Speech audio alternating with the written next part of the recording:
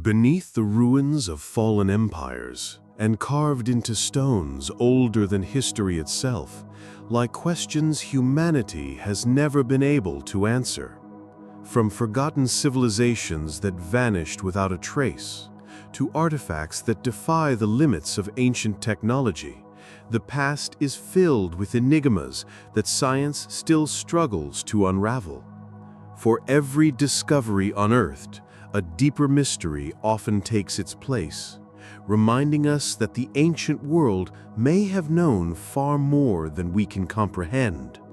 In this journey, we'll uncover 2 hours of the most perplexing and haunting mysteries left behind by our ancestors.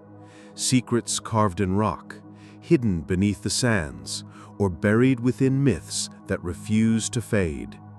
These are the puzzles that resist explanation, the echoes of a forgotten knowledge that still lingers in silence. Beneath the ruins of fallen empires and carved into stones older than history itself, lie questions humanity has never been able to answer. From forgotten civilizations that vanished without a trace, to artifacts that defy the limits of ancient technology, the past is filled with enigmas that science still cannot explain. For every discovery unearthed, a deeper mystery often takes its place, reminding us that the ancient world may have known far more than we can comprehend. Before we begin, don't forget to subscribe to Ancient Epochs for more explorations into the mysteries of the past. And remember, all images shown are purely for visualization purposes to help bring these ancient stories to life. So there is no need to watch them closely. This video is perfect to listen to while you work, relax, or study.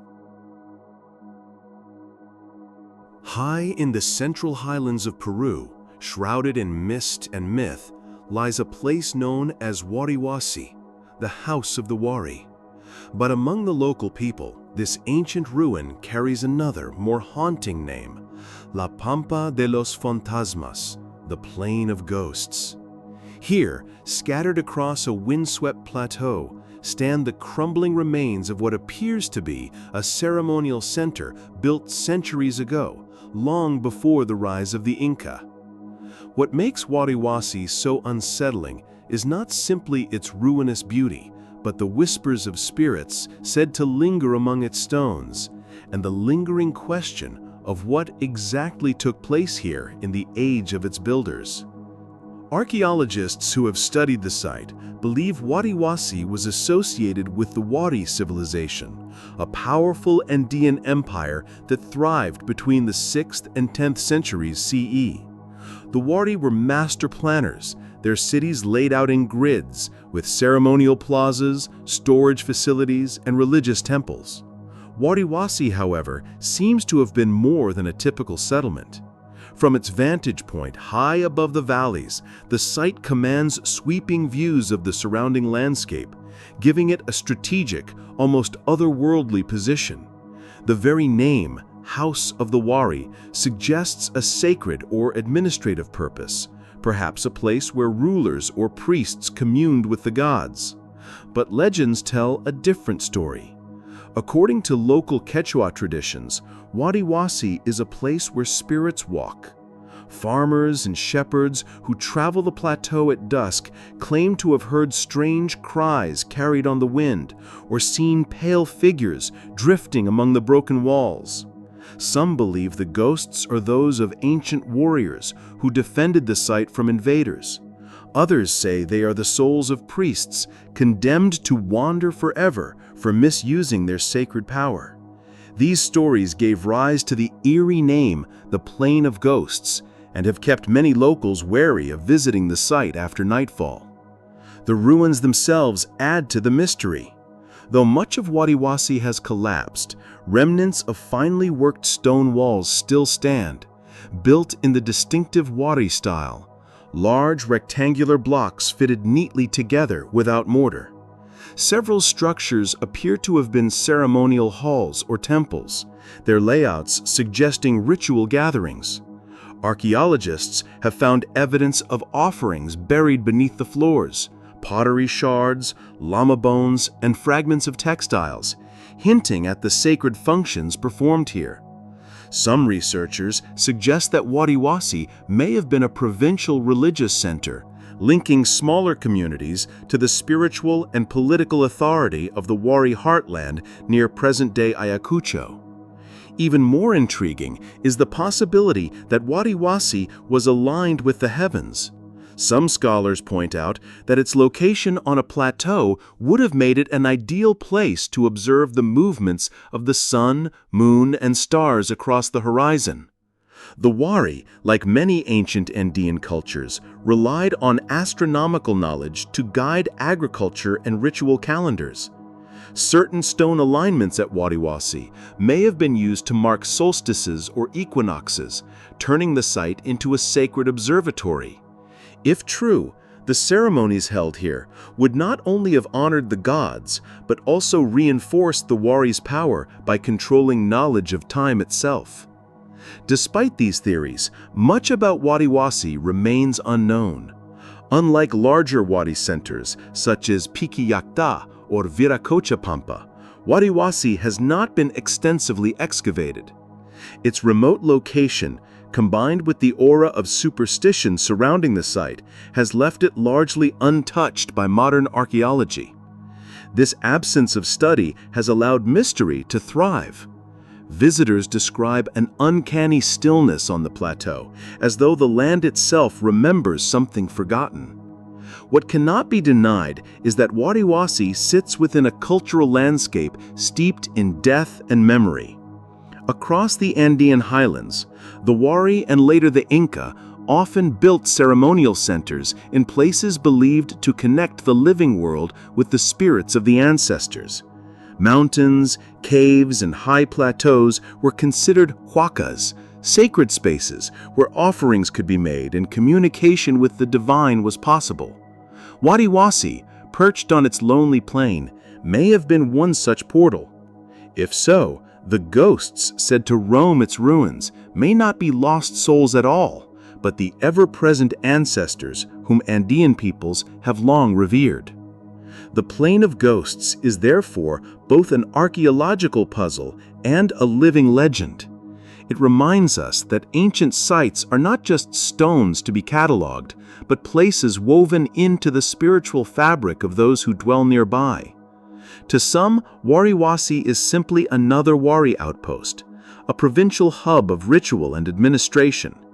To others, it is haunted ground, a liminal space where the veil between worlds is thin. In many ways, these two perspectives are not so different.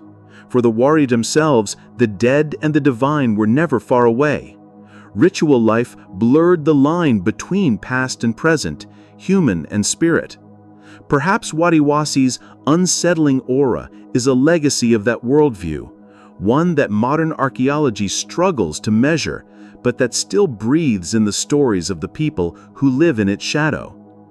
Today, as the winds sweep across the plateau and the sun sets behind the Andean peaks, Wadiwasi remains what it has been for centuries, a silent witness to a lost civilization, and a place where memory, myth, and mystery converge. The Plain of Ghosts lives on, not just in crumbling walls and scattered artifacts, but in the echoes of footsteps that may or may not belong to the living. In the heart of southern Africa lies a city of stone, a place that once thrived with trade, culture, and mystery. Known as Great Zimbabwe, it was the center of a powerful kingdom between the 11th and 15th centuries, stretching across modern-day Zimbabwe, Mozambique, and beyond. Its sprawling granite walls, towers, and enclosures stand as silent witnesses to a civilization that rivaled the great empires of the medieval world.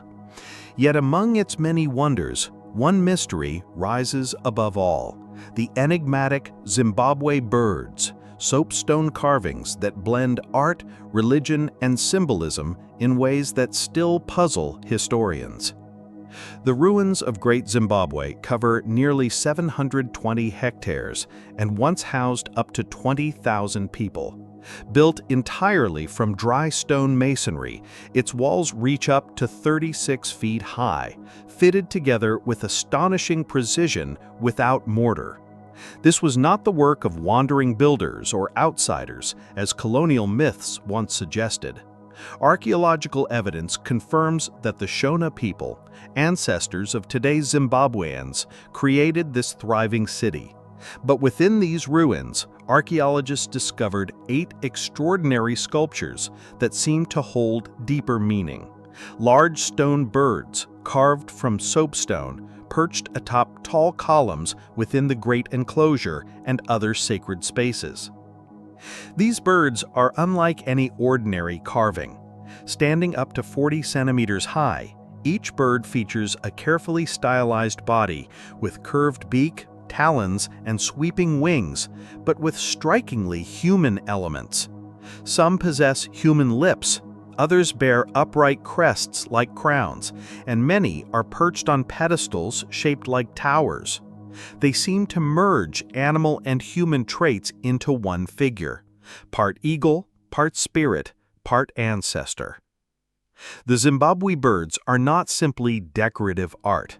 They are powerful symbols of identity, spirituality, and authority. The soapstone figures are believed to represent the bateleur eagle, a majestic raptor native to Africa, known for its aerial acrobatics and ability to soar for hours. In Shona tradition, the bateleur is a sacred bird, associated with the heavens, with messages between the living and the spirit world. It was seen as a link between the ancestors and their descendants, between earth and sky. By carving these birds into stone, the people of Great Zimbabwe may have been capturing a divine guardian of their city, a spiritual protector whose presence hovered above the kingdom. But the carvings were more than spiritual icons. Many scholars believe they also represented royal authority. The fusion of bird and human features suggests that the figures symbolized the king himself, embodying both mortal and divine power. In Shona culture, rulers were seen as intermediaries between the people and the ancestors, chosen to maintain cosmic balance. The birds, perched high on pillars in sacred enclosures, would have served as visible reminders of this authority, watching over ceremonies and gatherings, reinforcing the ruler's legitimacy. There is also evidence that the birds played a role in totemic identity. Many African societies organize clans around animal totems: lions, crocodiles, zebras, or in this case, birds. These totems carry sacred meaning, connecting families to spiritual protectors and ancestral heritage. The Zimbabwe birds may have represented a clan symbol elevated to the level of national emblem, uniting the people under a shared spiritual identity. This is why, centuries later, the bird became central to the modern nation of Zimbabwe, appearing on its flag, currency, and coat of arms. The journey of these artifacts, however, was not without turmoil. When European colonizers first stumbled upon Great Zimbabwe in the late 19th century, they refused to believe that Africans could have built such a grand city. They spun tales that outsiders, Phoenicians, Arabs, or even lost tribes of Israel must have been responsible. Alongside these falsehoods, they looted the ruins. Several of the original stone birds were stolen, broken, or carried off to museums abroad.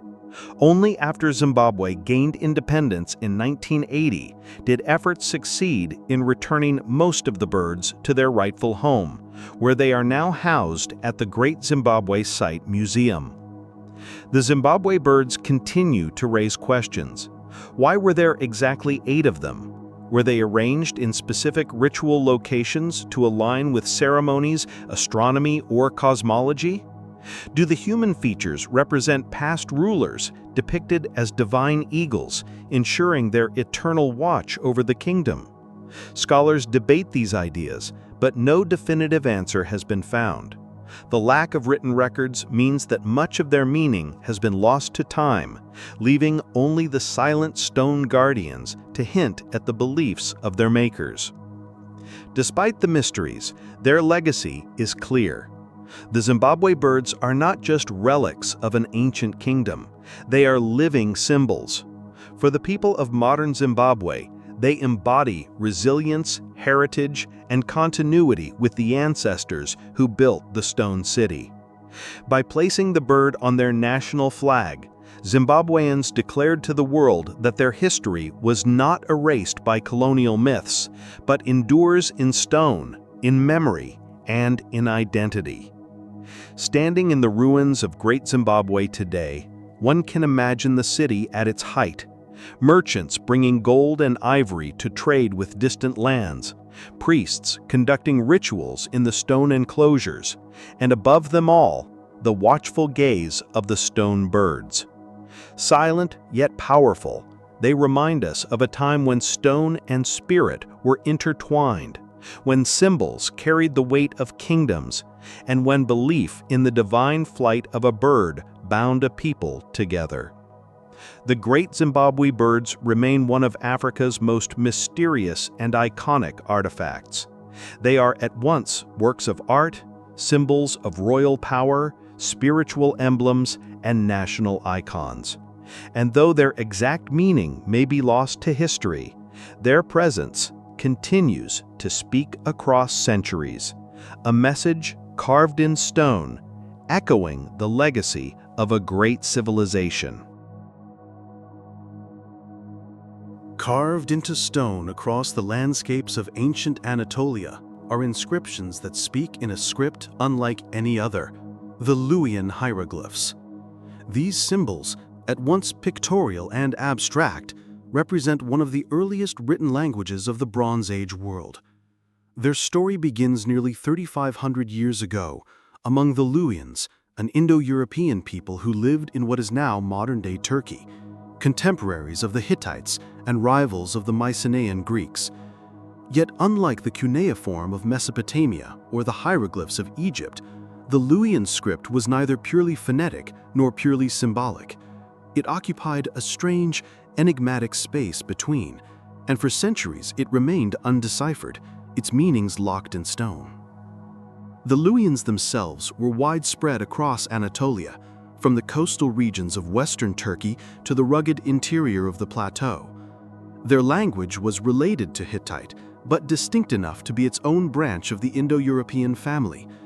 Around the 14th century BCE, they developed a hieroglyphic system, different from the clay-based cuneiform of their neighbors. These inscriptions were carved on stone monuments, seals, and city gates, and they endure as bold, almost abstract images, human heads, animals, tools, and geometric patterns. Some were purely logographic, standing for whole words or concepts, while others were syllabic signs, able to represent sounds. This duality gave the system flexibility, but also made it notoriously difficult to decode. The most famous examples of Luwian hieroglyphs come from monumental inscriptions, such as those at Kara Tepe in southern Turkey and Hattusa, the Hittite capital. At Kara Tepe, a bilingual inscription, written in both Phoenician and Luwian, proved to be the Rosetta Stone for deciphering the language. In the 20th century, linguists painstakingly compared the two scripts, eventually unraveling the code. They found that Luwian was written boustrophicon, meaning the lines alternated direction, one written left to right, the next right to left, like the turning of an ox plowing across a field. This unusual feature adds to the sense of mystery when one gazes upon these ancient carvings, their rows of symbols snaking back and forth like a puzzle frozen in stone. The content of the inscriptions often glorified kings, recorded conquests, and invoked deities. They provide rare glimpses into the worldview of the Luwians, who existed in the shadow of great empires but maintained their own traditions and identity. Gods such as Tarhunt, the storm god, and Kubaba, a mother goddess, appear in these texts, echoing mythological motifs that would ripple across the ancient Near East. Some inscriptions describe the deeds of rulers who sought legitimacy through divine favor, while others serve as boundary markers or dedications at sanctuaries. Yet for all that is understood, much remains uncertain. The Luwian script, with its hundreds of signs, is not entirely mastered. Scholars debate the nuances of certain symbols, and new discoveries continue to complicate the picture. In 2017, a massive stone inscription, allegedly discovered in western Turkey, the so-called Beykoy inscription, was claimed to contain a long Luwian text describing a great Anatolian naval power that may have been linked to the mysterious Sea Peoples. Though the inscription itself has been lost and the claim is controversial, it reignited debates about the role of the Luwians in late Bronze Age collapse, a cataclysm that shook the ancient world around 1200 BCE. The script's visual style also contributes to its aura of strangeness. Unlike Egyptian hieroglyphs, which are often detailed and naturalistic, Luwian symbols are bold, angular, and almost modern in appearance. Some resemble stick figures or abstract designs, as if carved by a culture attuned to both simplicity and symbolism. Standing before them today, one might mistake them for proto-modernist art rather than a Bronze Age script. The rediscovery and decipherment of Luwian hieroglyphs has shed light not only on the Luwians themselves, but also on the broader tapestry of ancient Anatolia. These inscriptions reveal a world of shifting alliances, cultural borrowing, and linguistic diversity. They show that writing was not confined to clay tablets in scribal schools, but also chiseled into stone, meant to be seen by all who pass through city gates or sacred spaces. Still, the mysteries endure. How far did the Luwian language spread? Did it influence neighboring scripts? What role did the Luwians play in the collapse of Bronze Age civilizations? Each question leads deeper into the shadows of prehistory. The hieroglyph stands silent, their lines sharp against the weathered rock, a voice from an ancient world that we can only partly hear. The Luwian hieroglyphs remain both a triumph of human communication and a reminder of how much slips beyond our grasp. In their strange beauty lies a message across time, that even when words are carved into stone, their meaning may one day fade into mystery. Carved into the rugged canyons of the lower Pecos River in southwest Texas lies a haunting vision from the ancient past. High on the limestone wall, stretching nearly 26 feet across, a sprawling mural unfolds in faded shades of red, black, and ochre. Known as the White Shaman mural, it is one of the most enigmatic rock art panels in North America, painted by hunter-gatherer peoples more than 4,000 years ago. Its age makes it older than many of the world's earliest civilizations, and yet its imagery is so complex, so mythic, that modern scholars still debate its meaning. Was it a spiritual text? A vision of the afterlife? A guide to cosmic journeys? The mural depicts a surreal tableau of figures. At its center is a tall, pale figure, the so-called White Shaman, arms outstretched, body painted ghostly white. Around him swarm dozens of smaller, more intricate shapes, stick-like human forms, animals, and strange hybrid creatures. Winding serpents and dotted lines weave between them, as if connecting the figures in a grand, symbolic drama. Some appear to be holding weapons or staffs. Others are in postures of flight, transformation, or ritual. The entire scene seems alive, a story frozen in mineral pigment for millennia. Archaeologists believe the creators of the White Shaman mural belonged to ancient peoples who inhabited the lower Pecos canyons thousands of years before the rise of the Maya or Aztec. These were nomadic hunter-gatherers, leaving behind little more than stone tools, middens of plant remains, and the vast, haunting art painted on canyon walls. And yet the mural shows that these were not simple people. They possessed a rich symbolic language, one capable of expressing cosmology, myth, and spirituality in highly sophisticated visual form. But what exactly does it mean? For decades, researchers approached the mural cautiously, wary of reading too much into its bewildering shapes. Some argued that it was simply hunting magic, a ritual depiction meant to ensure successful game. Others saw it as shamanic, connected to visions induced by hallucinogenic plants such as peyote, known to grow in the region. The sinuous serpents, dotted lines, and floating figures, they argued, resemble the imagery often reported in altered states of consciousness. One of the most influential interpretations comes from archaeologist Carolyn Boyd, who has spent years studying the mural. Boyd suggests that it represents a narrative of creation and cosmic order, one deeply tied to the spiritual traditions of ancient Mesoamerica. She sees in the mural a connection to later myths found among the Aztec and Huichol peoples, stories of world renewal, journeys into the underworld, and the constant struggle between life and death. According to this view, the white shaman may be a central figure in such myth, perhaps a deity or a shaman undergoing transformation. The mural's immense scale supports this reading. It is not a casual sketch. Its careful composition, its deliberate layering of images, suggests a story meant to be read or performed. Some scholars even describe it as a kind of script, an ancient painted codex centuries before writing systems emerged in the region. Yet there is no scholarly consensus. Others caution that projecting later Mesoamerican myths back thousands of years may oversimplify the mural's meaning. Without written records, the truth of what its makers intended may never be fully known. Still, the parallels are hard to ignore.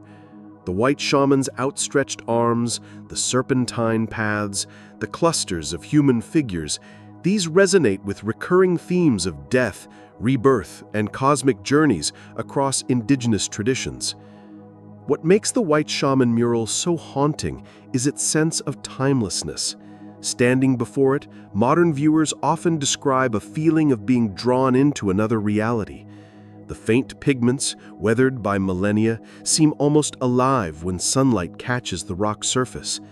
One can imagine the original artists gathered under the canyon sky, mixing pigments from minerals and plants, climbing scaffolds to reach the wall, and slowly painting this mythic vision. The location itself adds to the mystery. It is not hidden deep inside a cave, but displayed prominently on an exposed cliff face, visible to those who would gather below. Was it a stage for ritual performances, with shamans invoking the painted figures in ceremony? Or was it meant to be seen by the spirits themselves, painted as a communication with the otherworld? The truth remains elusive. Today, the White Shaman mural is recognized as one of the masterpieces of ancient North American art. It belongs to the broader Pecos River style of rock painting, known for its elaborate and abstract designs. But among the hundreds of sites scattered across Texas and northern Mexico, the White Shaman stands out in its complexity and preservation. In its lines, some see a map of the cosmos. In its figures, a drama of gods and shamans. In its serpents, the pathways of souls. And yet all of these interpretations exist side by side, without certainty. The mural remains a riddle, whispering across the centuries in symbols no one alive can fully translate. But perhaps that is its power. The White Shaman mural endures not as a solved puzzle, but as a reminder of humanity's oldest impulse to tell stories, to bridge the gap between the earthly and the divine, to inscribe meaning onto stone. It is a vision from a vanished people, yet still alive, an ancient voice painted on the canyon walls of Texas, still asking us to listen. High in the Andes of Peru, at nearly 12,000 feet above sea level, there is a plateau unlike any other. It is called Marcahuasi, the Stone Forest, a windswept tableland covered with colossal rock formations that seem to defy nature itself. Here, scattered across the mountain, are stones shaped uncannily like faces, animals, and monuments. To some, they are merely natural erosions sculpted by wind and rain. To others, they are the remnants of a lost civilization that carved their beliefs and history into the bones of the earth. Markawasi is not easy to reach. A long climb through thin air and rugged paths leads to the plateau, where silence reigns and the land opens into a surreal expanse. From a distance, the rocks appear ordinary, but as you walk among them, patterns begin to emerge. A giant face gazes over the valley. A lion crouches in stone. A sphinx-like figure stares at the horizon. There are claims of hundreds of such shapes: elephants, turtles, gods, and human profiles from every corner of the world. They do not look like simple accidents of erosion. They look intentional, as though the mountain were a gallery of forgotten art. One of the most striking figures is known as the Monument to Humanity, a towering formation that resembles a human head with strong features, a brow and chin. Other rocks appear to resemble Egyptian-style statues, African masks, or even Easter Island moai. To those who visit, it often feels as though the entire world's cultures are reflected here, etched into stone at a time long before written history. Could this be coincidence? Or is it evidence of a civilization so ancient that it left its mark long before the rise of Egypt, Sumer, or the Inca? The mystery deepens with the legends tied to Markawasi.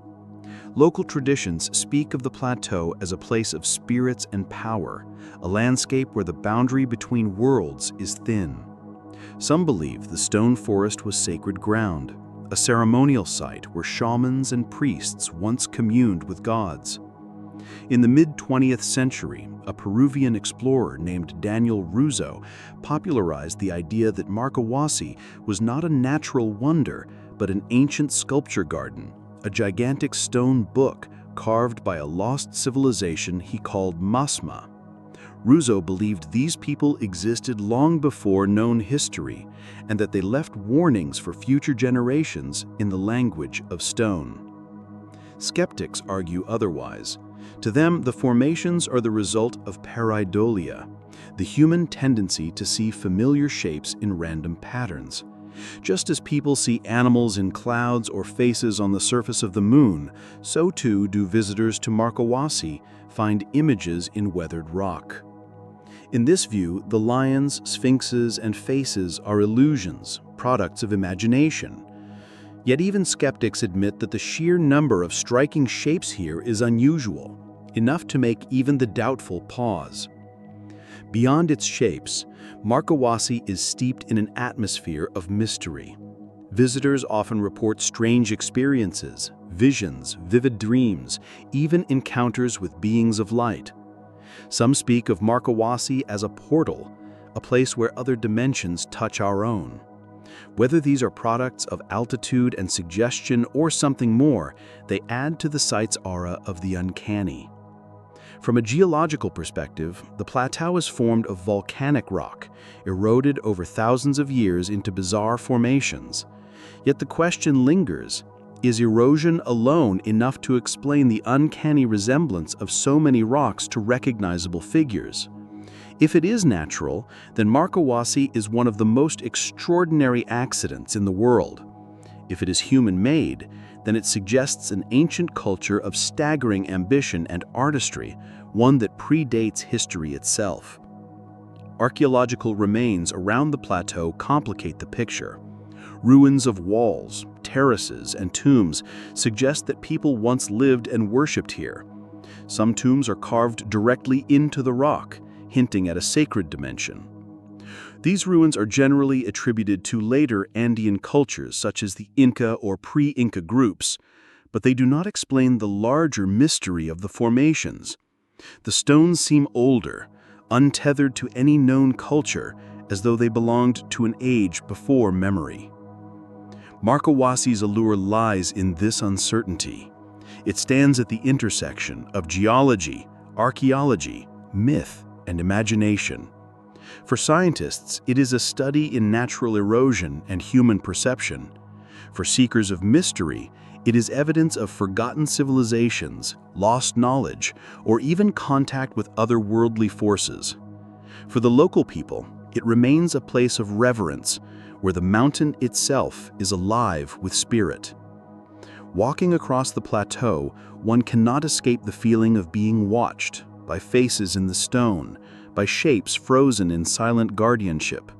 Whether carved by hand or shaped by time, they speak to something deep within us, the need to find meaning in the land, to inscribe our presence upon the eternal. Perhaps the ancients did not carve Markawasi, but recognized its shapes and made it sacred. Perhaps they saw, as we do, the profiles of gods and heroes in the stone and declared the mountain holy. In the end, the Markawasi stone forest is a mirror. It reflects our questions, our doubts, and our desires. To some, it is a natural wonder. To others, a sacred archive of a civilization erased from history. But for all who visit, it is unforgettable, a place where earth and myth intertwine. High above the world, on a lonely plateau of stone, the rocks of Markawasi endure, carved by time or by hands unknown, keeping their secrets beneath the Andean sky.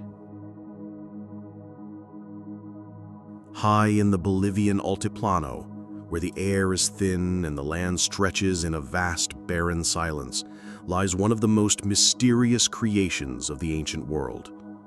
The Sahama Lines, an immense network of perfectly straight paths spread across the desert plateau in every direction. They extend for thousands of miles, etched into the earth by unknown hands.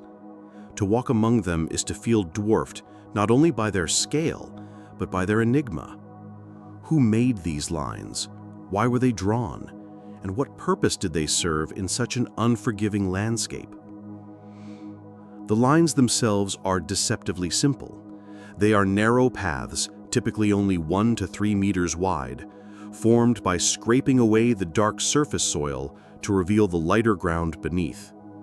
Yet they are astonishingly straight, running across hills, valleys, and uneven terrain without deviation.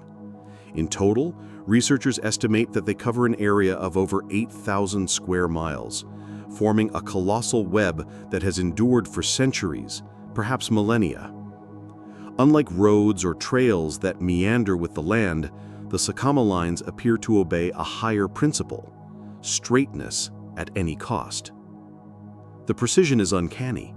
Even across slopes and ridges, the lines do not bend or curve, but press forward relentlessly, as though guided by an unseen hand. Some run for several miles uninterrupted. Others intersect in vast grids, creating patterns only visible from above. To see them fully, one must take to the sky, a perspective their creators could never have had. This has led to one of the greatest questions. For whom were the lines meant? The living? The gods? Or perhaps something beyond both? Unlike Peru's famous Nazca lines, which depict animals and geometric figures, the Sahama lines are not shaped into recognizable images. They are paths, pure and direct, stripped of ornament or symbol. Archaeologists believe they may have been ritual in nature, leading to sacred sites scattered across the plateau. Shrines, burial towers known as chulpas, and ceremonial centers often sit at the intersections of these lines. To the people who carved them, the act of walking these paths may have been a pilgrimage, a spiritual journey that transformed the landscape into a vast open-air temple. The effort required to make them is staggering. Tens of thousands of lines cut into the desert floor, some stretching for 10 or 20 kilometers. There is no evidence of wheeled transport or large-scale machinery. These paths were made by human hands and feet, countless individuals scraping away the earth in coordinated effort. Why commit such labor to create lines that do not lead anywhere in the conventional sense? The answer may lie in the Andean worldview, where landscape itself was sacred. Mountains, rivers, and plains were not inert, but alive, inhabited by spirits and gods. To carve lines across the land was to inscribe meaning into the living body of the earth itself. Some scholars connect the Sakama lines to the Andean concept of seques, sacred pathways radiating out from temples in Cuzco, the heart of the Inca Empire. These seques organized ritual processions and linked holy sites in a cosmic geography. The Sakama lines may have been a much earlier or parallel expression of this idea, a sacred mapping of space, where each line was a cord binding humans to gods, ancestors, and the land. If true, the plateau was not empty wilderness, but a spiritual crossroads where countless ceremonies unfolded. And yet the mystery deepens. The sheer scale of the lines defies easy explanation. Were they made by a single culture over centuries, or by multiple groups, each adding their own marks until the plain became a labyrinth of devotion? Archaeological evidence is thin. Pottery shards, burial towers, and scattered ruins give fragments of context, but no definitive answers. The lines persist as mute witnesses, stripped of any inscriptions or stories that might reveal their makers. To modernize, the Sakama lines evoke something uncanny. From above, they resemble an ancient circuit board etched into the earth, as if the plateau itself were a vast machine designed by unknown engineers. Their relentless straightness across uneven ground raises questions about the techniques used to create them. Did the builders employ surveying methods, sight lines with markers, or more mysterious practices now lost to time? And if the lines were meant for the gods or for celestial beings, why were they designed in such overwhelming numbers, crisscrossing endlessly across the desert floor? Legends among the Aymara people, whose ancestors lived in the region, speak of sacred journeys and rituals tied to the land. Some elders describe the lines as paths of the ancestors, trails of spirits moving between the mountains and the plains. Others suggest they were offerings to the Apus, the mountain deities that watch over the Andes. These interpretations, though impossible to prove, align with the sense of reverence that seems to radiate from the site. What is certain is that the Sakama lines endure. For centuries they have resisted erosion, preserved by the arid climate and the lack of vegetation. Unlike monuments of stone, they are fragile, drawn only in the skin of the earth, and yet they remain clear and sharp, visible even from satellites in orbit. Their survival is almost miraculous, as if the land itself has chosen to keep them intact. Standing upon the plateau, surrounded by these silent paths, one feels both awe and unease. They do not behave like human roads, but like something greater, stretching out to the horizon as if trying to touch infinity. They resist explanation, remaining somewhere between the human and the divine. Perhaps that is the point. For the people who carved them, the lines may not have been about destination, but about connection. Lines of energy linking the mortal world to realms unseen. The Sakama lines are a reminder that not all monuments rise into the sky. Some lie flat upon the earth, invisible until you learn to look from above. They are messages written on the skin of the land, words in a language we no longer speak, yet whose power still lingers. As the winds sweep across the Altiplano and the mountains cast their eternal shadows, the lines remain, straight, silent, and eternal, leading not to places, but to mysteries. On the high plains of Bolivia, near the shores of Lake Titicaca, lies one of the strangest and most puzzling ruins in the ancient world. It is called Pumapunku, the Door of the Puma, a shattered complex of stone that defies ordinary explanation. Among its ruins lie the famous H-blocks, massive, precision-cut stones shaped with such accuracy and uniformity that they appear almost mechanical. To stand before them is to face a paradox. How did an ancient culture, without metal tools or written records, carve blocks of stone with a precision that rivals modern engineering. Pumapunku was once part of the larger city of Tiwanaku, the spiritual and political center of a vast Andean civilization that flourished between 500 and 1000 CE. While Tiwanaku itself is monumental, Pumapunku seems different, stranger, more enigmatic. Here, scattered across the plateau, are stones weighing tens of tons, cut from red sandstone and gray andesite, some transported from quarries miles away. The sheer scale of construction is staggering, but it is the details that astonish most. The H-blocks, named for their distinctive shape, are carved with perfect right angles, straight lines, and intricate interlocking features. Each block seems designed to fit seamlessly with others, as though they were parts of some great machine. To look closely at these stones is to see craftsmanship far beyond the expected. The edges are sharp, the surfaces flat, the internal cuts consistent in depth and spacing.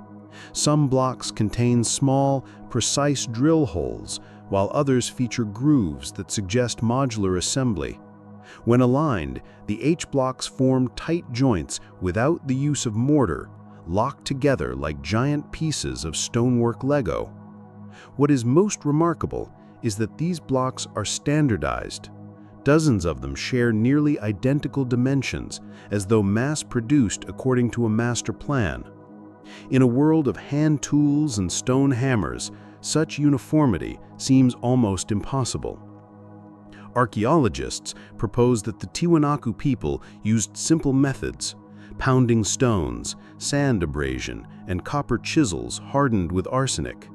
Yet skeptics argue that these explanations fall short. Andesite, one of the primary stones used, is harder than steel on the Mohs scale. To carve it with primitive tools would have required immense time and labor, leaving behind irregular cuts and marks. But the blocks at Pumapunku do not look irregular. They look deliberate, smooth, and exact, as though shaped by advanced technology. This has led some to speculate wildly. Were these stones cut with lost techniques, or even tools we would not rediscover until the modern age? Even transportation poses mysteries. Some blocks at Pumapunku weigh more than 100 tons. Moving such masses across miles of rugged terrain without wheels or beasts of burden would have required ingenuity on a scale difficult to imagine. How did the builders raise and position them with such precision? The Tiwanaku left no written records to guide us. All that remains is the stone itself, silent, unyielding, and hauntingly perfect. The purpose of Pumapunku adds another layer of uncertainty. Scholars suggest it may have been a temple complex, a ceremonial center aligned with cosmological principles. Some of the structures seem oriented toward solstice sunrises and lunar cycles, suggesting that astronomy played a role in its design. Others believe the interlocking blocks were part of grand gateways, terraces, or walls that symbolized cosmic order.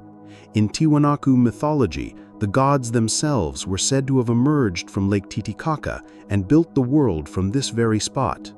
Was Pumapunku a physical echo of that myth, a place where heaven and earth were bound together by stone? Legends from the Andes speak of the site being built in a single night by supernatural beings, or of stones that moved by themselves under the command of gods. These stories, passed down through generations, may preserve a memory of the awe the site inspired, even in later peoples who no longer understood its construction. To them, the precision of the H-blocks was beyond human ability, requiring divine intervention. In modern times, Pumapunku has become a focal point of alternative theories. Some suggest the blocks are evidence of ancient high technology, lost civilizations, or even contact with beings not of this world.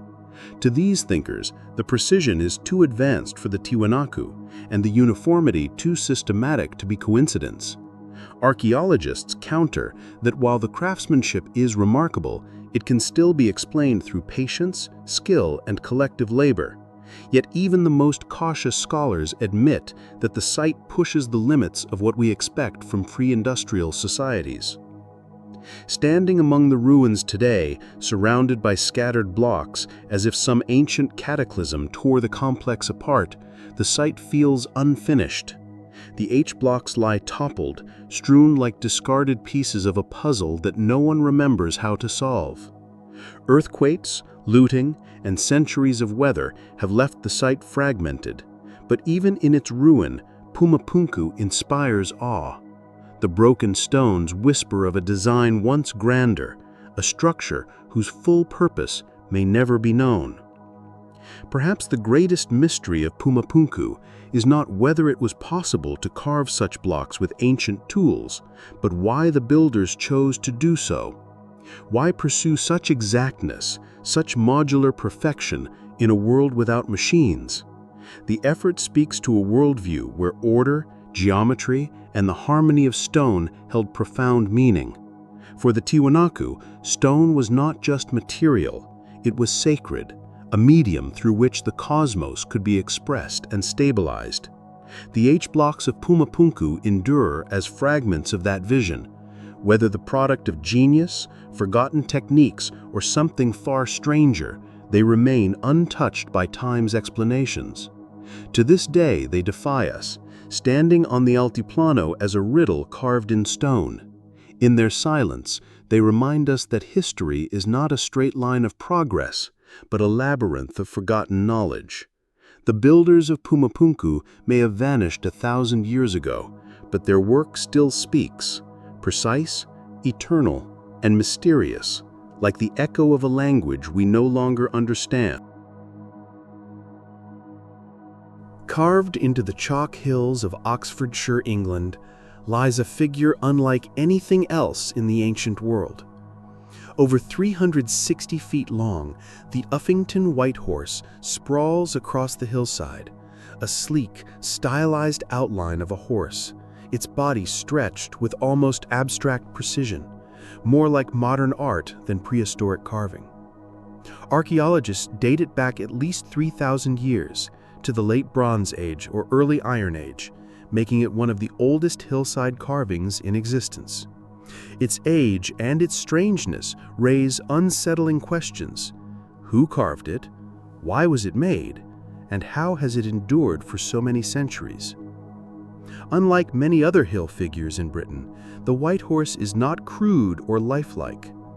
Its sweeping lines and elongated body suggest something symbolic, even otherworldly. It does not resemble a natural horse grazing on the plains below, but something mythic, a creature caught between worlds. Some scholars argue it may have been a tribal emblem, a great symbol of identity carved into the earth as both a marker and a declaration. Others suggest it had spiritual or religious significance, tied to fertility rites, solar worship, or the veneration of divine animals. Whatever its purpose, it was not created casually. The figure is cut deep into the hillside, filled with crushed chalk that gleams brilliant white under sunlight, visible for miles around. Maintaining such a monument required generations of effort, suggesting that this horse was sacred. One of the most striking mysteries of the Uffington horse is its unusual style. Archaeologists point out that its flowing, abstract design matches the art of the Celtic tribes who lived in Britain during the Iron Age. Similar curving lines and elongated animal figures appear on ancient coins, pottery, and jewelry of the period. This suggests that the horse may not represent an ordinary animal at all, but instead a divine or cosmic horse, perhaps connected to the goddess Epona, the Celtic deity of horses, fertility, and protection. Epona was worshipped across Europe, and her sacred horses were thought to guide the souls of the dead to the afterlife. Could the Uffington carving have been a massive invocation of her power, etched into the land to honor and summon her presence? Yet another theory ties the figure to the sun. Across many ancient cultures, horses were linked to solar deities, imagined as pulling the sun's chariot across the sky. The Uffington horse, with its elongated shape pointing along the horizon, may have served as a solar marker, aligned with seasonal changes or celestial events. On certain days, the horse catches the light in a way that seems deliberate, as though the carving was meant to interact with the sky. To ancient peoples who watched the heavens carefully, this horse may have represented not just an animal, but the very cycle of life, light, and time. The white horse also has a powerful connection to local legend. Just below the hill lies Dragon Hill, a flat-topped mound, said to be the place where St. George slew the dragon in England's most enduring myth. According to folklore, the dragon's blood spilled onto the ground and left a bare patch of earth where no grass has grown since. Some researchers suspect this Christian legend may have been layered over a much older pagan story, one that tied the horse and the hill to mythical battles or cosmic struggles. It is possible the horse itself once represented a heroic steed, a guardian of the land, or a protector against chaos and darkness. The carving's survival is itself astonishing. Left alone, the grass and soil would have quickly reclaimed it. But generation after generation, locals returned to scour the horse, a ritual process of clearing weeds, renewing the chalk, and restoring its brilliance. Records of these scouring festivals go back to medieval times, and they may stretch far deeper into antiquity. These gatherings were more than maintenance. They were celebrations, with games, feasting, and rituals, as though the horse was a living presence that demanded continual reverence. Without these efforts, the white horse would have vanished centuries ago, buried under the slow growth of nature. Its persistence speaks to its power in the minds of those who lived beneath it. Even today, standing before the Uffington horse is disorienting. From the ground, you cannot fully see it. The figure is too vast, too stretched across the slope to take in at once. Only from the air or from the far-off valley does its form truly emerge. This suggests it was meant to be seen from above, perhaps by gods, ancestors, or even celestial beings. Some speculate that this was intentional, a message inscribed on the earth itself, a monument not for human eyes, but for the heavens. Was it a signal to the gods, a declaration of territory, or perhaps a cosmic offering carved into the bones of the land? The Uffington White Horse remains one of Britain's most enduring enigmas. It resists simple explanation, straddling the line between art, myth, and ritual. Archaeologists can measure it, date it, and trace its style to Celtic art, but the meaning carved into its flowing lines remains elusive. To this day, its exact purpose is unknown. Perhaps that is its true power. For over 3 millennia, it has haunted the landscape, a ghostly figure gleaming in the hillside. To the tribes who carved it, it may have been a goddess, a sun spirit, or a tribal guardian. To medieval villagers, it was a sacred presence to be honored with festivals. And to us, it is a reminder of how little we understand about the people who came before us, people who inscribed their beliefs into the very earth, leaving behind messages in a language we can no longer read.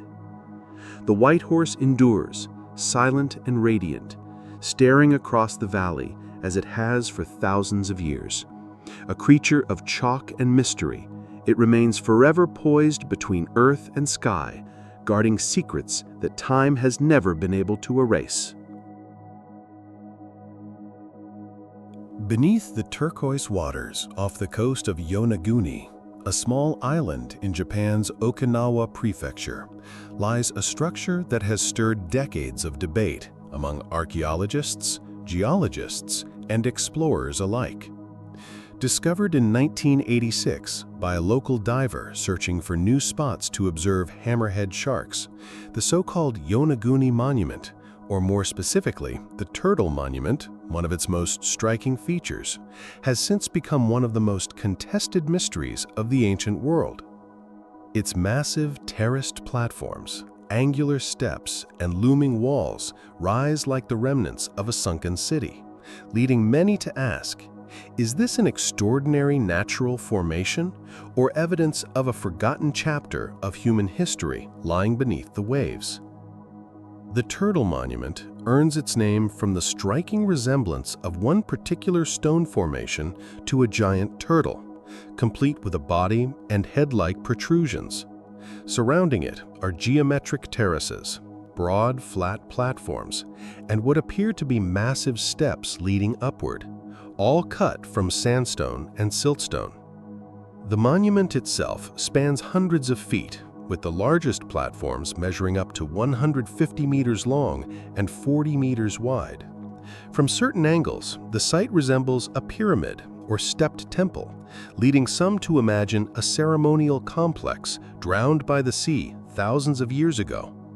Supporters of the human-made theory argue that the precision of the angles, the clean right-angled corners, and the stair-like features cannot simply be the product of natural erosion. They point to details such as possible carvings resembling animals and symbols, roads or passageways leading between terraces, and the uncanny symmetry of the Turtle Monument.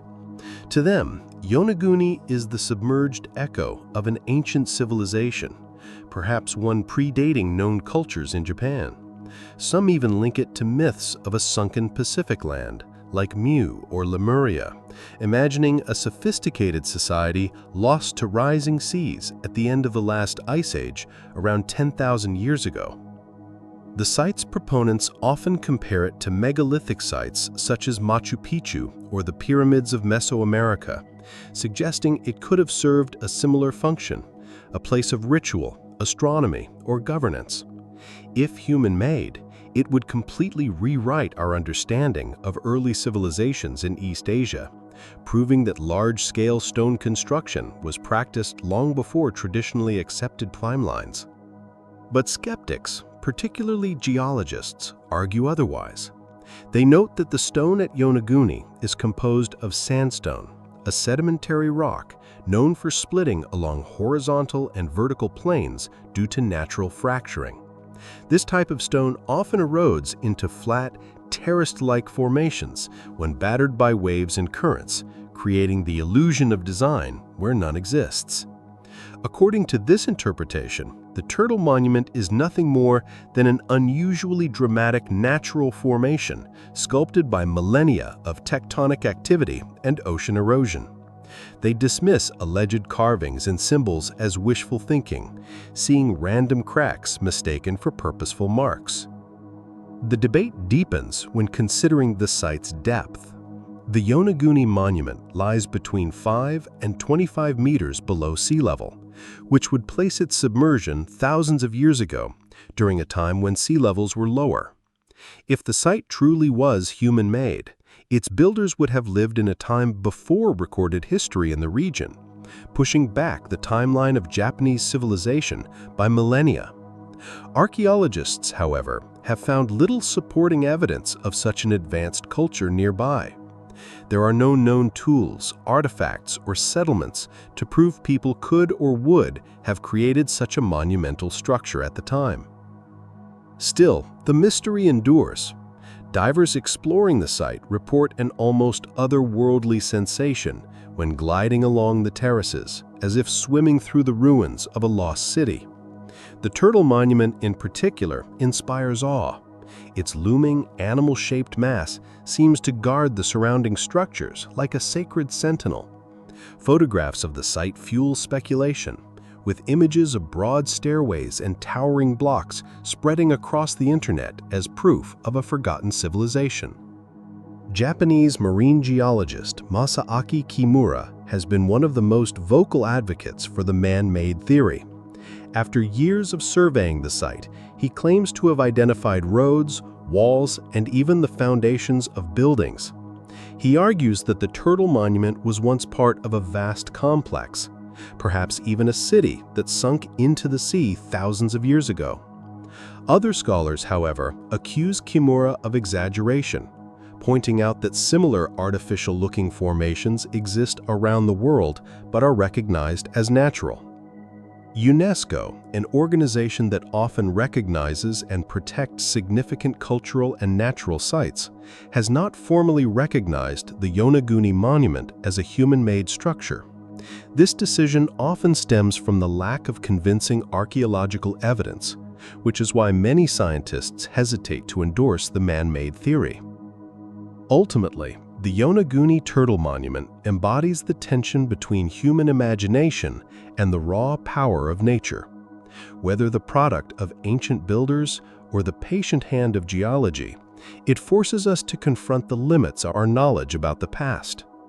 If it is natural, it stands as a breathtaking reminder of the Earth's ability to craft landscapes as majestic as any human monument. If it is artificial, it would be nothing less than evidence of a lost civilization that challenges the very foundations of history. For now, the sea keeps its secret. The waves roll endlessly over the stone terraces, fish dart between the shadows, and divers descend into the blue to glimpse the Turtle Monument's ancient, enigmatic form. Like so many mysteries of the deep, it lingers between worlds, between land and sea, history and myth, the known and the unknown, an eternal question carved into stone. Scattered across the windswept plains and rugged mountains of North America lies one of the most enigmatic forms of ancient construction: medicine wheels. These vast stone structures, some stretching over 80 feet across, are built from carefully arranged rocks, radiating out like spokes from a central hub. They are not monuments of stone in the way of Stonehenge or the pyramids towering above the earth, but quiet imprints on the landscape, deliberately crafted, enduring symbols that continue to puzzle archaeologists and historians alike. Medicine wheels are found primarily in the northern plains, in regions such as Wyoming, Montana, Alberta, and Saskatchewan. Over 100 examples are known today, though many may have eroded away or remain undiscovered. Their design varies, but the most common form is a central cairn, essentially a pile of stones connected to an encircling ring by radiating lines, like the spokes of a wheel. Others are more complex, with multiple cairns, additional rings, and alignments that suggest astronomical precision. The age of these structures is uncertain. Some are relatively recent, built only a few centuries ago by indigenous peoples, such as the Plains Cree or the Blackfoot. Others, however, are far older, dating back over 5,000 years, older than the Egyptian pyramids. The difficulty lies in dating stone constructions with no organic remains. Yet oral traditions among indigenous communities suggest that medicine wheels are not just relics of the past, they are part of a living continuum of cultural and spiritual practice. Their purpose remains one of the greatest mysteries. Archaeologists have proposed many theories. Some medicine wheels appear to align with celestial phenomena, the rising of the sun at solstices, the appearance of certain stars, or the movements of constellations. The famous Bighorn medicine wheel in Wyoming, perched high in the mountains at nearly 10,000 feet above sea level, is one of the most studied examples. Its spokes align with the summer solstice rising and the rising points of key stars such as Aldebaran and Sirius. To many scholars, this suggests that medicine wheels functioned as ancient observatories, helping communities track seasonal changes essential for survival. Yet astronomy is only part of the story. Indigenous traditions describe medicine wheels as sacred spaces of healing, teaching, and connection between the physical and spiritual worlds. The very term medicine in this context does not refer to physical remedies alone, but to a deeper sense of spiritual power and balance. Many native people see the wheel itself as a symbol of the cycles of life, the 4 directions, the 4 seasons, the stages of existence from birth to death. Each spoke, each stone, each orientation may have carried meaning far beyond what modern science can measure.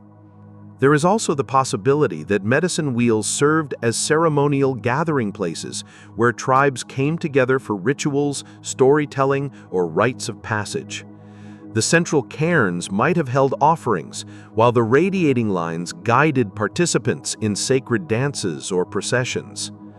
Some wheels are located in remote, elevated landscapes, suggesting that the journey itself, the pilgrimage to reach them, was part of their spiritual significance. Yet, even with these interpretations, many questions remain unanswered. Why are the designs so varied, with some wheels containing dozens of spokes while others have only a few? Why are certain wheels enormous, covering vast areas of land, while others are relatively small? And what drove communities centuries apart to build such similar structures across such a wide geographic range? Modern indigenous leaders and elders often caution against viewing medicine wheels solely through the lens of archaeology.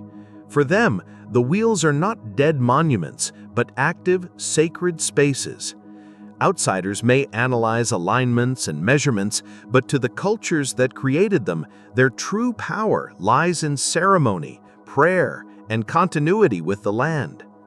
In many places, medicine wheels are still used today, maintaining an unbroken link between the present and the deep past. Some researchers draw parallels between medicine wheels and other global megalithic traditions, noting similarities with stone circles in Europe or astronomical markers in the Andes. Could there be a shared human impulse to mark the heavens in stone, to draw cosmic order down onto the earth? Or do these similarities arise simply from different cultures responding to the same natural rhythms of sun, moon, and stars? The medicine wheels remind us that not all mysteries must be solved to be meaningful. Their stones, weathered by centuries of wind and snow, are not just silent relics. They are part of a living landscape, embedded in stories, ceremonies, and beliefs that endure to this day. For archaeologists, they are puzzles of orientation, design, and chronology. For indigenous peoples, they are sacred centers of connection and renewal. Perhaps that duality is the true mystery, that a circle of stones on a lonely hillside can be at once a calendar, a compass, a sanctuary, and a mirror of the universe. The medicine wheels of North America invite us to look outward to the stars, inward to the spirit, and across time to the people who walked these lands long before us.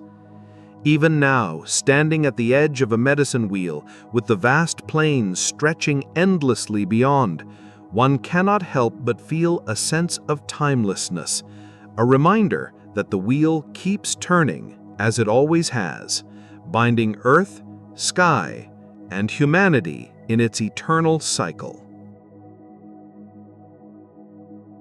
Beneath the soil of Crete, in the ruins of the Minoan palace of Phaistos, a single object has baffled scholars for over a century. Unearthed in 1908 by Italian archaeologist Luigi Pernier, the Phaistos disc is a small, round piece of fired clay, just over 6 inches in diameter, pressed with a spiral of symbols that run from the edge to the center. On its 2 sides, there are 242 impressions, made up of 45 distinct signs, arranged as though they were stamped into the wet clay with small seals. It is one of the earliest known uses of movable type, centuries before Gutenberg's printing press, yet the meaning of its symbols has never been conclusively deciphered. This enigmatic artifact remains one of the greatest unsolved mysteries of the ancient world. The Minoan civilization, which flourished on Crete between 3000 and 1100 BCE, left behind palaces, frescoes, and trade goods that reveal a sophisticated society with advanced architecture and seafaring capabilities. Yet when it comes to their writing systems, mystery abounds. The Minoans used several scripts: Cretan hieroglyphs, Linear A, and later Linear B. Linear B, later adopted by the Mycenaeans, was deciphered in the 20th century as an early form of Greek. Linear A, however, remains untranslated to this day. Into this uncertain landscape falls the Phaistos disk, a script unlike any other known Minoan text, one that appears nowhere else in the archaeological record. The disk's 45 signs depict a wide range of images: human figures with crested helmets, plumed heads and skirts, tools like saws, animals including birds and fish, and abstract shapes resembling shields or flowers. These were stamped in neat sequence, spiraling inward, creating the impression of deliberate composition. Unlike most inscriptions, which are carved, painted, or incised by hand, the disk's use of standardized stamps suggests a system designed for reproduction, a kind of proto-printing. This makes the disk even more unusual because no other examples of such a technique survive from the ancient world. Theories about the disk's purpose range from the scholarly to the fantastic. Some propose it is a hymn or prayer meant to be read aloud in ritual. Others argue it could be a game board, a calendar, or even a record of laws. The presence of repetitive patterns suggests it might encode poetry or liturgy, where certain refrains were repeated in performance. But without a bilingual text, like the Rosetta Stone for Egyptian hieroglyphs, decipherment is nearly impossible. More speculative interpretations link the disk to distant cultures. Some have suggested the symbols show connections to Anatolia, Mesopotamia, or even the Indus Valley, hinting at broader networks of exchange and communication in the Bronze Age Mediterranean. Others take a more mystical approach, proposing that the disk encodes astronomical information, a map of the heavens, or even a record of a lost civilization. A few fringe theories even suggest it is evidence of ancient extraterrestrial contact. One challenge in studying the Phaistos disk is its isolation. No other artifacts with the same script have ever been found, not at Phaistos, nor at Knossos, Malia, or other Minoan sites. This leaves researchers without the comparative material needed to build a corpus for translation. Was it a one-off object, a unique creation, or was it part of a wider tradition that has simply not survived? The fragility of clay and the destructive forces of time may mean that the disk is the last survivor of an entire writing system. The disk's preservation adds to its aura of mystery. Made of clay fired accidentally in antiquity, likely by a palace fire, it survived thousands of years buried beneath rubble. Today, it resides in the Heraclean Archaeological Museum, where it continues to inspire debate. Every year, new linguistic proposals appear, attempting to crack its code. Some claim to have deciphered it as a hymn to a Minoan mother goddess, others as a military text, and still others as an initiation ritual. None of these proposals has gained universal acceptance. Beyond its undeciphered symbols, the Phaistos disk invites us to reflect on the fragility of human knowledge. Writing, one of humanity's greatest inventions, is usually our surest means of communicating across time. Yet here we face a script that speaks to us in silence, a message preserved but unintelligible. Its very survival emphasizes the precariousness of history. How much can be lost, and how much of what we once knew can slip beyond recovery? The disk also reveals the creativity of the Minoans, who may have experimented with stamping technologies long before they became widespread in later civilizations. Whether or not it was ever meant to be mass-produced, it shows an innovative spirit, a willingness to try new ways of recording thought. That, perhaps, is its clearest message, a whisper from a people both familiar and alien, reminding us of the vastness of the human past. Today, over a century since its discovery, the Phaistos disk stands as one of archaeology's most enduring enigmas. It has resisted every attempt to confine it within the bounds of certainty. Scholars pore over it, linguists debate it, and dreamers imagine it, but the disk keeps its secrets. It sits, mute yet eloquent, a clay spiral frozen in time. Whether it encodes prayer, poetry, or nothing more than symbols without meaning, it forces us to confront the limits of our knowledge and the mysteries that still lie hidden in the ruins of the ancient world. Beneath the still waters of a small lake in central Sweden lies one of the most chilling archaeological finds in all of Europe.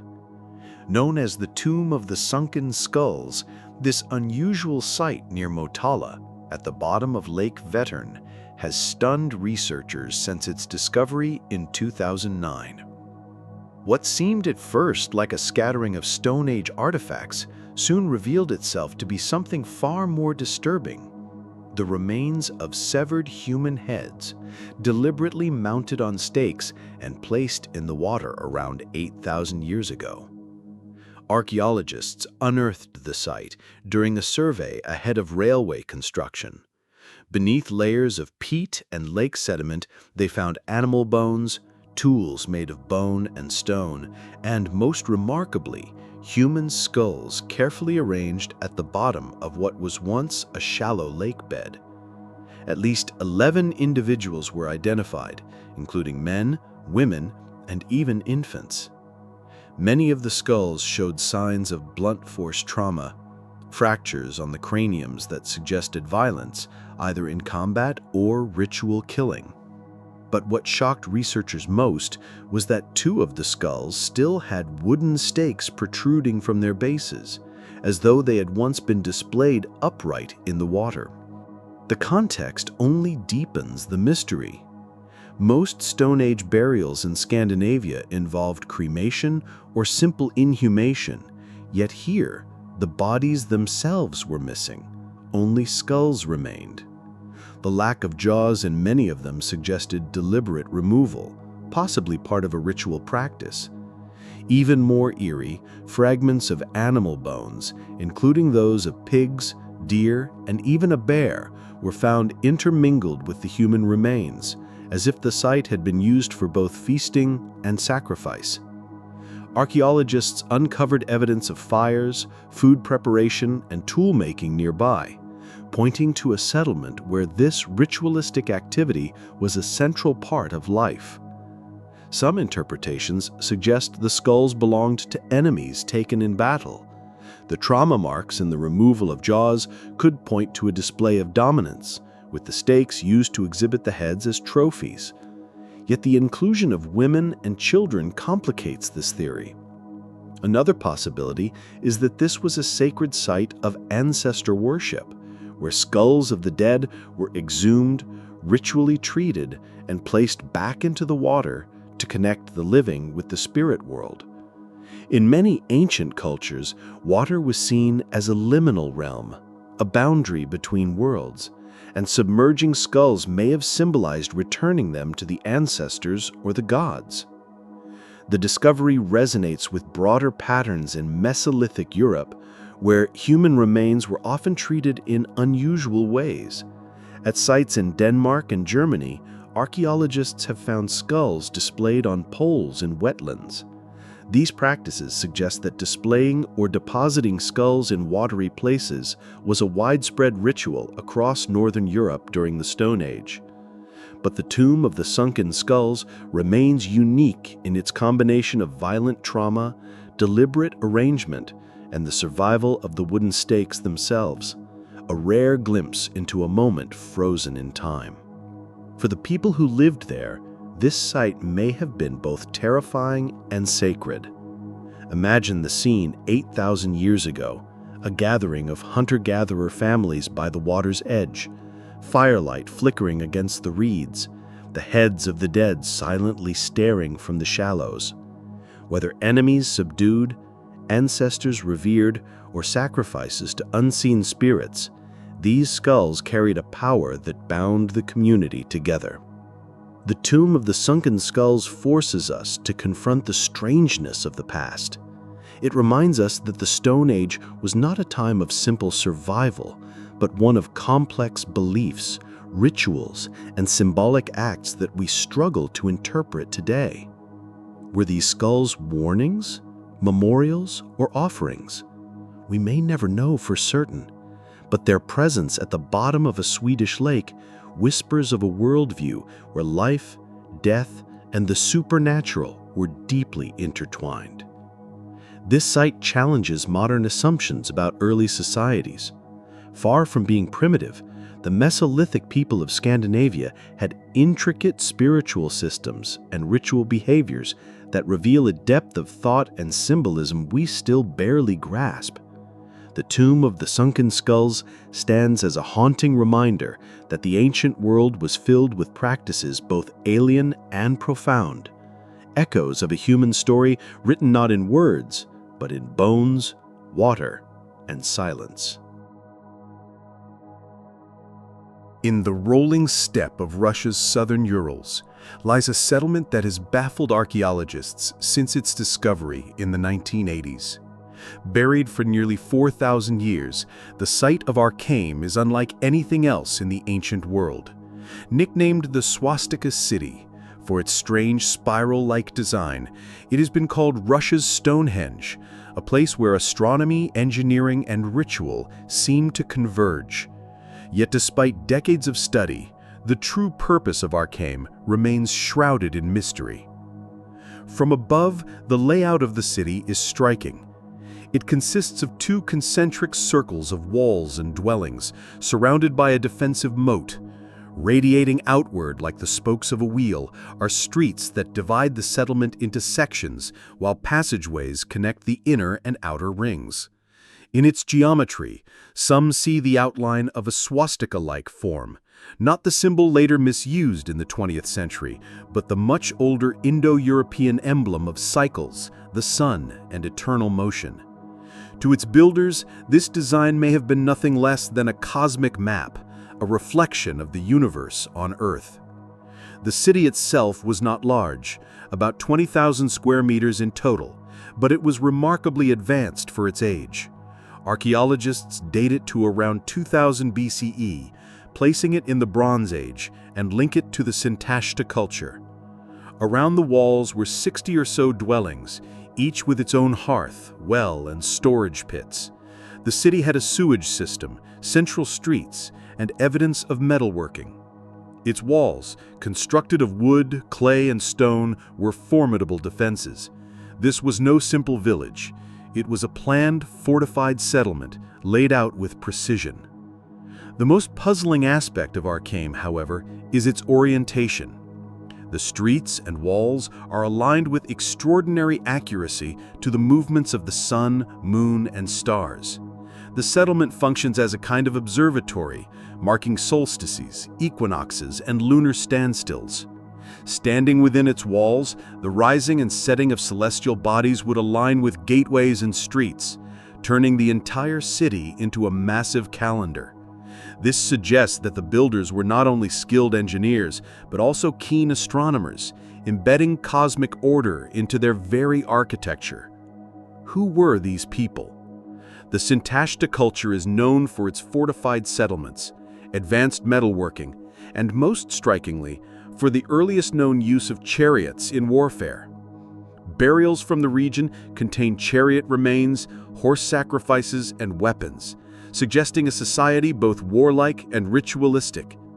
Some scholars connect them to the Proto-Indo-Europeans, the ancestral group whose language and traditions spread across Eurasia.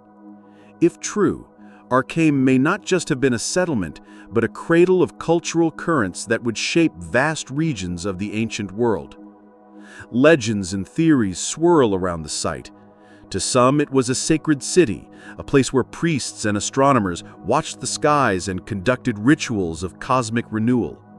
To others, it was a stronghold of warriors, guarding the steppes with chariots and bronze weapons.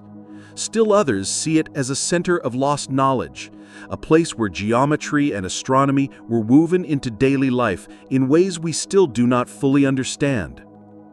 What adds to the enigma is that Archaeum seems to have been deliberately abandoned and burned.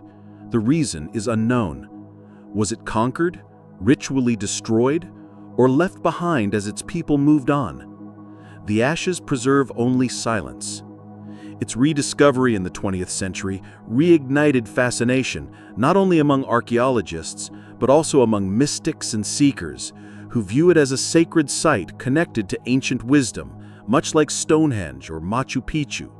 Some even claim it radiates unusual energies, drawing modern pilgrims who meditate among its ruins. The swastika-shaped layout has fueled further speculation. Long before its corruption into a symbol of hate, the swastika was an ancient sign of the sun, movement, and life, used across cultures from India to Europe. At Archaeological, the resemblance to this symbol seems more than coincidence. It may reflect an early Indo-European cosmology, where the turning of the heavens and the cycle of the seasons were embodied in architecture. If so, the settlement was not merely a home, but a living mandala, a diagram of the universe inscribed into the earth. From a scientific perspective, Archaeological offers crucial insight into Bronze Age societies. It shows that even in the remote steppes, people were capable of sophisticated planning, astronomy, and metalworking. It challenges older assumptions that civilizations advanced only in the fertile valleys of Mesopotamia, Egypt, or China. Here, on the windswept plains of Russia, another experiment in civilization was unfolding, one that left behind no written language, only ruins of uncanny precision. And yet the mystery persists. How did these people acquire such astronomical knowledge? What inspired them to build in such intricate circular forms? Why was the city destroyed and abandoned after only a few generations? Each question lingers like an echo across the empty rings of Earth. Today, Archaeological has become both an archaeological site and a symbol of national pride. Some hail it as the birthplace of the Russian people, while others see it as a global heritage site, linked to the shared Indo-European past. But perhaps its greatest power lies in its ambiguity. It invites us to imagine a world long forgotten, where warriors, astronomers, and priests gathered within concentric walls to mark the passage of the stars. The Sintashta Archaeological swastika city remains a riddle carved into the steppe. Its walls, though long collapsed, still trace the outlines of a cosmic order we can sense but not fully grasp. Was it a fortress, a temple, an observatory, or all three at once? The answer is lost in time, but the design endures, circles within circles, aligned to the heavens, a reminder that even in the Bronze Age, humanity sought not only to survive, but to mirror the universe in stone and fire. Hidden among the dense forests and rolling hills of southeastern Connecticut lies one of New England's most enigmatic archaeological sites, the Gunjiwamp Complex. Spread across over 175 acres near the town of Groton, Gunjiwamp is a sprawling collection of stone structures, mounds, and enigmatic formations that defy easy explanation. Unlike the more famous megalithic sites of Europe or South America, Gunjiwamp remains shrouded in mystery, its origins, purpose, and cultural significance still the subject of debate. The site contains at least 40 stone structures, ranging from circular arrangements to rectangular foundations and mysterious stone chambers. Among the most intriguing are several mystery mounds, which resemble burial or ceremonial structures, but have yielded few artifacts to confirm their function. Some of these mounds are aligned in straight lines, while others form complex geometric patterns, suggesting that whoever built them had a clear sense of spatial organization. Interspersed among these are rows of standing stones, some of which appear deliberately shaped or positioned.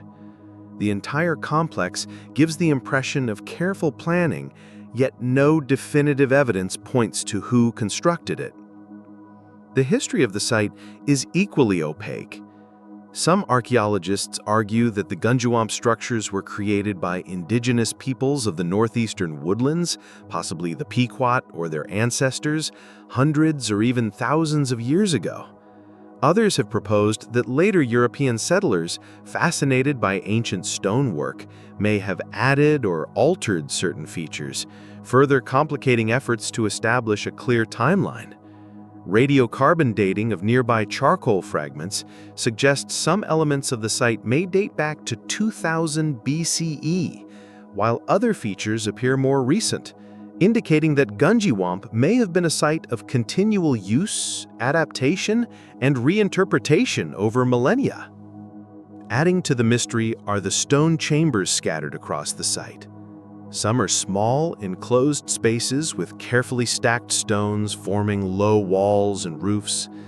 Archaeologists have speculated that these could have been used for storage, ritual, or even burial, but excavation has produced little conclusive evidence.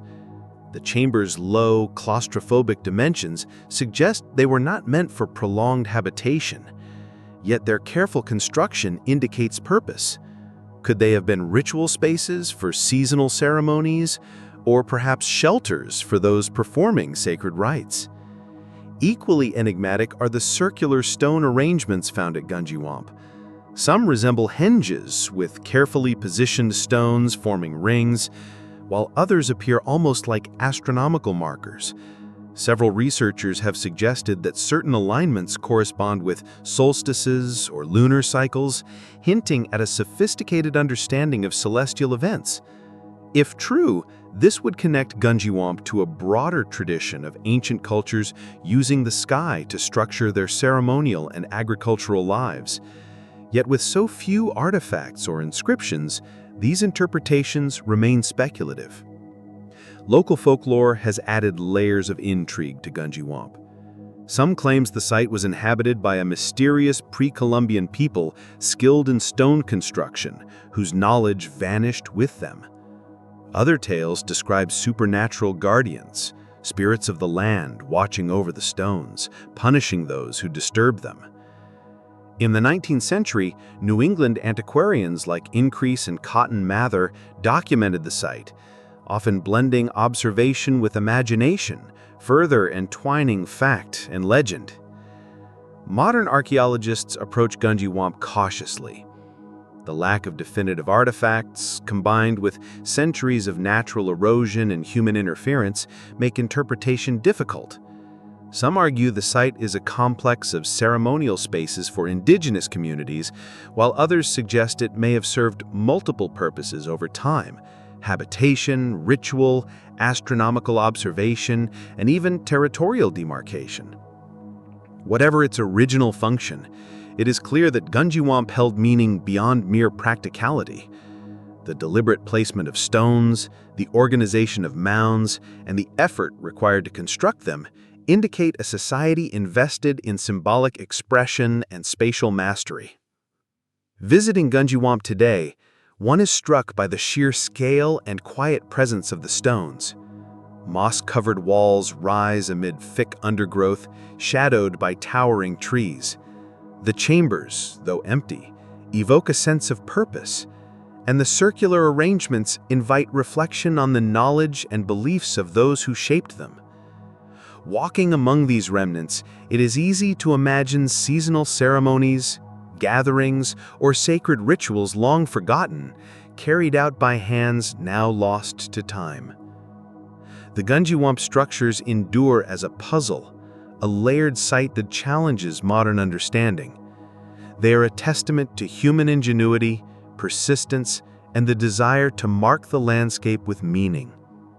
Unlike sites whose purposes have been definitively explained, Gunjiwamp keeps its secrets, reminding us that history is not always written in words or artifacts alone, but also in stones laid carefully by hands long gone. The silence of the forest preserves these echoes, and as visitors tread the paths between the walls and mounds, they encounter not just ancient construction, but the persistent enigma of human intention across time. In the end, Gunjiwamp is both monument and mystery. Its stones have withstood centuries of weather and neglect, yet they offer no simple answers. They invite contemplation, speculation, and wonder, standing as a reminder that the past is rarely fully knowable, and that some of history's most compelling stories are found in what remains unresolved. In the humid lowlands of southern Mexico, within the lands once ruled by the Olmec civilization, stands one of their most puzzling creations, the so-called Birdman Monument. Unlike the colossal stone heads for which the Olmecs are most famous, this monument depicts a different kind of power. Here, a human form merges with the features of a great bird, arms outstretched like wings, as if caught in flight, or perhaps in transformation. To many, it represents not just an ancient sculpture, but a glimpse into a world where gods, humans, and animals intertwined in ways we can scarcely comprehend. The Olmec civilization, flourishing between 1500 and 400 BCE, is often called the mother culture of Mesoamerica. They laid the foundations for later civilizations like the Maya and the Aztec, complex art, organized religion, and monumental stonework. Yet despite their influence, the Olmecs remain shrouded in mystery. Their written language is still only partly deciphered, their myths largely lost. What survives are their monuments, their symbols, and their enigmatic art. The Birdman Monument, with its blend of human and avian traits, is one of the most tantalizing clues to their belief system. The monument itself is striking. Carved from volcanic basalt, it shows a figure with bent knees as if crouched mid-leap, wings unfurling from its arms. The head is elongated, with a hooked beak that seems to jut from the face. Is it a man wearing a bird mask, perhaps in ritual costume? Or is it something more, an attempt to depict transformation, the human body becoming the bird itself? Some archaeologists believe it represents a shaman in the act of taking on his spiritual form, a common concept in Mesoamerican religion. Shamans were thought to bridge the human and the divine, traveling between realms, often taking on the form of animals. Among these, the bird, with its ability to soar skyward, was a natural symbol of transcendence. But what bird exactly was the inspiration? Scholars point to the harpy eagle, one of the largest and most powerful raptors in the Americas, revered across Mesoamerican cultures. Its immense wings and piercing gaze would have seemed godlike to the Olmecs, a creature both feared and respected. In this interpretation, the Birdman is not merely a man dressed as a bird, but a fusion of man and eagle, embodying raw power, vision, and dominion over both earth and sky. Still, others argue the figure may not represent a bird at all, but a supernatural being entirely, an early prototype of deities that would later reappear in Mesoamerican mythology. Some see in its form echoes of the rain and storm gods, or precursors to the feathered serpent Quetzalcoatl, worshipped by later civilizations. Could the Birdman have been one of the first incarnations of the sky gods that dominated Central American religion for millennia? Adding to the mystery is the monument's placement. It was discovered at La Venta, one of the major Olmec ceremonial centers. La Venta was more than just a city, it was a sacred landscape filled with altars, colossal heads, pyramids, and ritual deposits of jade and obsidian. The Birdman stood among these symbols of power, likely forming part of a broader ceremonial program. Its exact role, however, remains uncertain. Was it a guardian figure, a deity, or an idol used in rituals of transformation and flight? There is also the possibility that the Birdman represents something far more earthly, rulers themselves. Olmec kings may have used bird imagery to assert their divine right to rule, symbolizing their ability to communicate with the gods or ascend into the heavens. In this light, the Birdman would be both a political and religious emblem, part propaganda, part sacred image. It is worth noting that later Mesoamerican rulers, like the Maya kings, often styled themselves as divine beings who could take on animal forms. Perhaps the Birdman was an early step in this tradition of divine kingship. Yet beyond the scholarly debates lies a deeper mystery. the Olmec's ability to carve such works at all. These basalt monuments were quarried miles away and transported to ceremonial centers with no known system of wheels or beasts of burden. How they achieved such feats remains unanswered. The Birdman itself is a testament not only to their religious imagination, but also to their engineering and organizational power. Its very presence, towering and durable, suggests a people who saw permanence in their gods and their symbols. In recent decades, the Birdman has become a focus of alternative theories as well.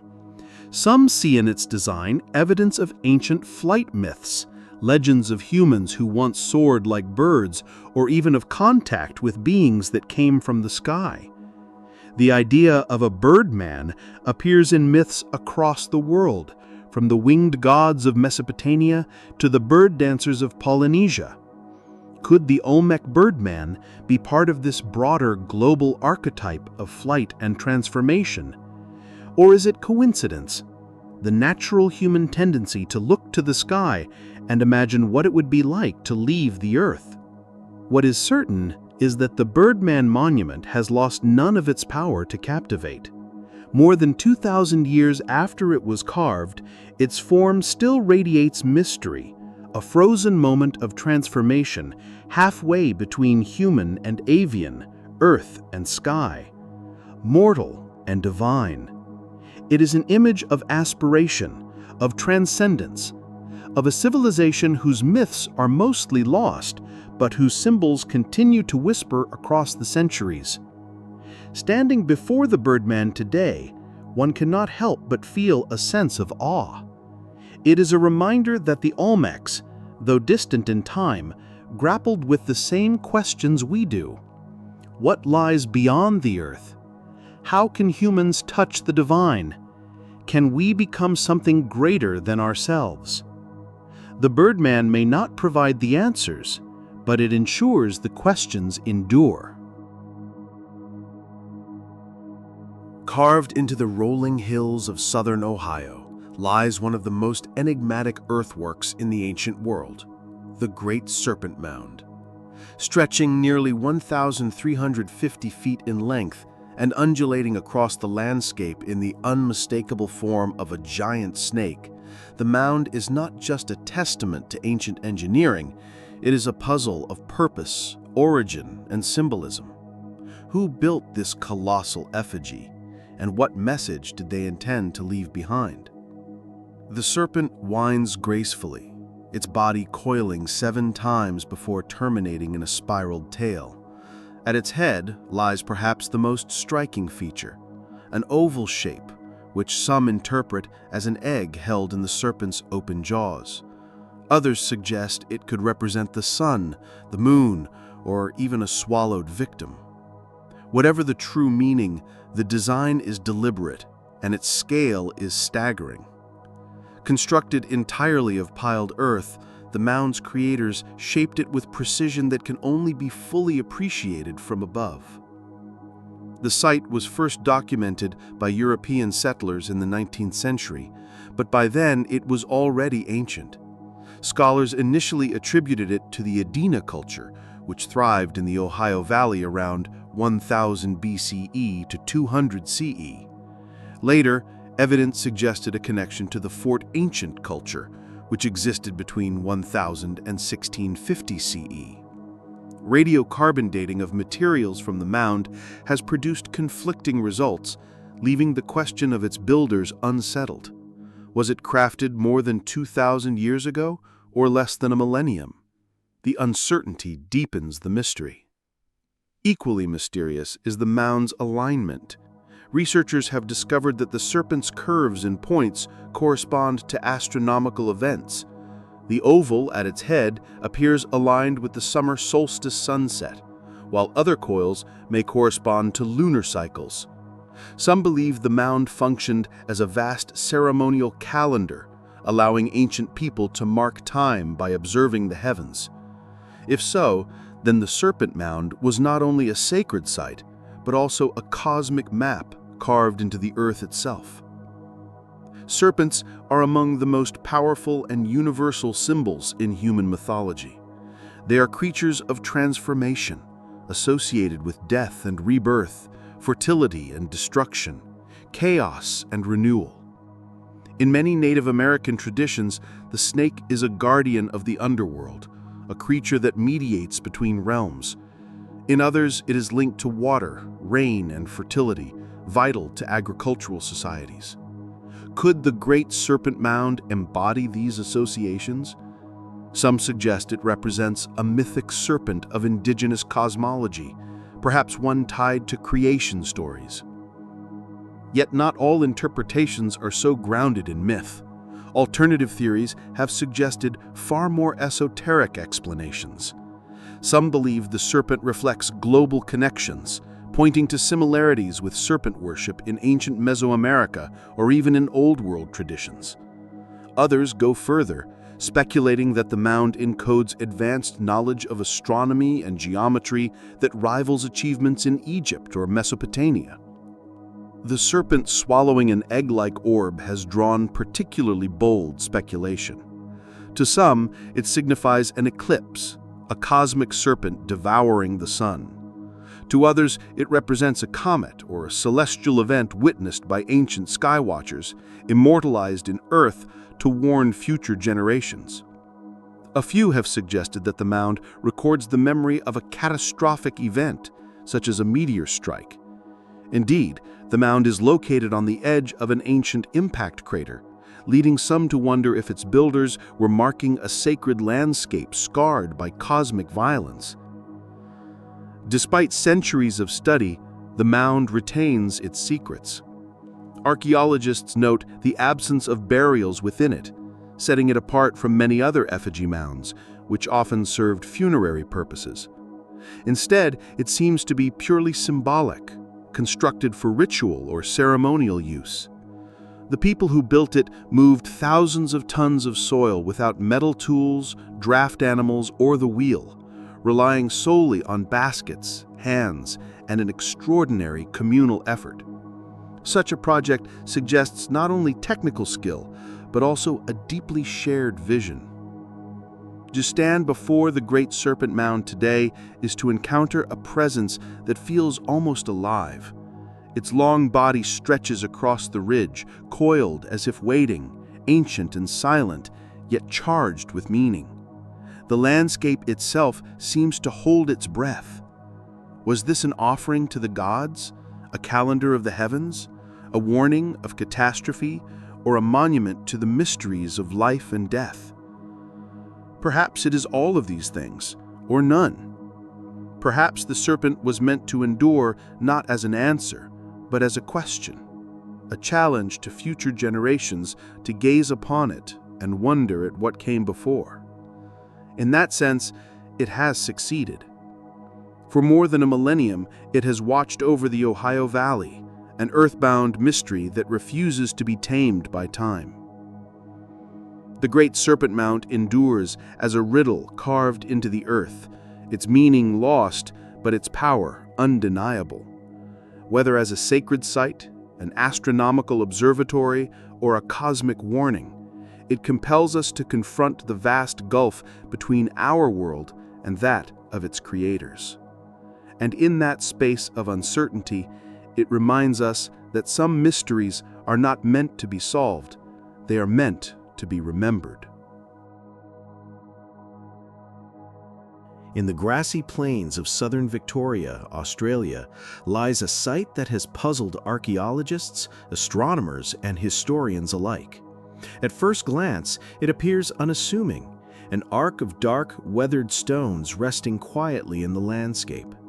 But this crescent-shaped formation, known as the Wurdi Yuang stone arrangement, may hold secrets older than Stonehenge, pointing to a deep and ancient understanding of the cosmos.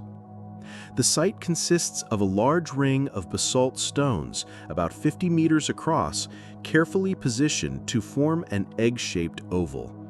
At the western end, 3 prominent stones stand upright, creating a striking focal point. Scattered around the edges are dozens more stones of varying sizes, some weighing several hundred kilograms. Unlike random scatterings of rock, their arrangement is deliberate, their placement intentional. For centuries, the purpose of these stones was left to speculation. The Wathaurong people, the Aboriginal custodians of this land, have long held the site as significant, a place of ceremony and story. Oral traditions are cautious with their secrets, but what has been shared suggests the stones are more than just markers on the earth. They are part of a spiritual and cosmological framework deeply woven into the dreaming, the Aboriginal way of understanding time, creation, and place. For modern researchers, however, one aspect stands out: the possibility that Wurdi Youang is not only ceremonial but also astronomical in function. Studies conducted in the early 2000s revealed that when viewed from the central position of the three standing stones, the outlying stones on the horizon align almost perfectly with the setting sun at the equinoxes and solstices. In other words, the builders of Wurdi Youang may have created a solar calendar in stone, marking the changing of the seasons with precision. If this interpretation is correct, it makes Wurdi Youang one of the oldest known astronomical observatories in the world. Some researchers argue it may be over 10,000 years old, dating back to the late Pleistocene, when Aboriginal peoples already possessed sophisticated knowledge of the stars. Such an age would predate many of the world's famous ancient monuments, placing Australia at the forefront of early human astronomy. Yet here lies the mystery. How could people with no metal tools or written language construct such a precise alignment? The stones themselves are basalt, sourced from the nearby volcanic plains, but moving and positioning them would have required immense effort. The careful orientation towards solar events implies generations of observation, testing, and refinement. It suggests not only an intimate familiarity with the cycles of the sun, but also the cultural importance of embedding that knowledge into the landscape. Skeptics caution that alignments can occur by chance, and that interpreting them as astronomical calendars risks imposing modern scientific frameworks onto ancient spiritual sites. But the repeated pattern of equinox and solstice markers makes coincidence unlikely. The arrangement's geometry, combined with its ceremonial significance, strengthens the case that Wurdi Youang was intentionally aligned with the heavens. The broader implications are profound. For centuries, Western scholarship underestimated Aboriginal knowledge, often dismissing oral traditions as myth rather than science. Sites like Wurdi Youang challenge those assumptions, demonstrating that Indigenous Australians were careful observers of the natural world, capable of recording and transmitting complex astronomical data through stone, story, and ritual. The site becomes not only an archaeological wonder, but also a testament to cultural resilience and intellectual depth. And yet, questions remain. Was Wurdi Youang a tool for agriculture, guiding the timing of seasonal harvests and hunts? Was it a ceremonial place where the movements of the sun connected people with ancestral beings of the dreaming? Or was it both, a sacred calendar blending practical survival with spiritual continuity? Without written records, we may never know with certainty. The atmosphere of the site today only deepens its mystery. The stones sit quietly on a private field, their weathered surfaces dark against the pale grass. Standing within the oval, one feels both enclosed and exposed, surrounded by an ancient design, yet open to the vast Australian sky. As the sun sets, its rays fall exactly where the builders intended, connecting the present to the distant past in a silent dialogue of light and stone. For the Wathaurong, the meaning of Wurdi Youang cannot be reduced to astronomy alone. It is a living place, connected to ancestors, to country, and to story. For scientists, it is an unparalleled glimpse into the intellectual achievements of the world's oldest continuous culture. and for all who visit, it is a reminder that human beings across all times and lands have looked to the sky for answers and have inscribed their knowledge on the earth in ways that still defy explanation. In the end, the Wurdi Yuan stone arrangement remains both puzzle and revelation, a monument without writing, without tools of metal, without great walls or pyramids, yet with a sophistication that demands respect. It invites us to reconsider not only the history of astronomy, but also the depth of understanding carried within oral traditions, within cultures too often overlooked. As the sun continues its eternal path across the horizon, Wurdi Yuan endures, a silent witness, a teacher in stone, and one of the world's most enduring enigmas. And so we reach the end of this long journey through the riddles of the ancient world. We've walked among ruins that whisper of forgotten civilizations, examined artifacts that defy explanation, and followed the stars through the eyes of those who came long before us. What we have uncovered is not certainty, but mystery. The past is never fixed. It shifts with every discovery, every fragment of stone or shard of writing pulled from the earth. Each new clue reveals how much we do not know, how much remains hidden in silence and shadow. These enigmas are more than curiosities. They are reminders of our shared humanity. Across continents and across millennia, people looked to the skies, shaped the land, and left behind monuments to knowledge, power, and belief. Some of their purposes are lost to time, others are still waiting to be understood, but together they form a tapestry, a vast story still unfolding. As we close, remember that every unanswered question is an invitation. The ancient world is not finished with us. Its mysteries endure, calling us to look deeper, to search further, and to wonder more. And please, make sure to subscribe. Thanks for watching.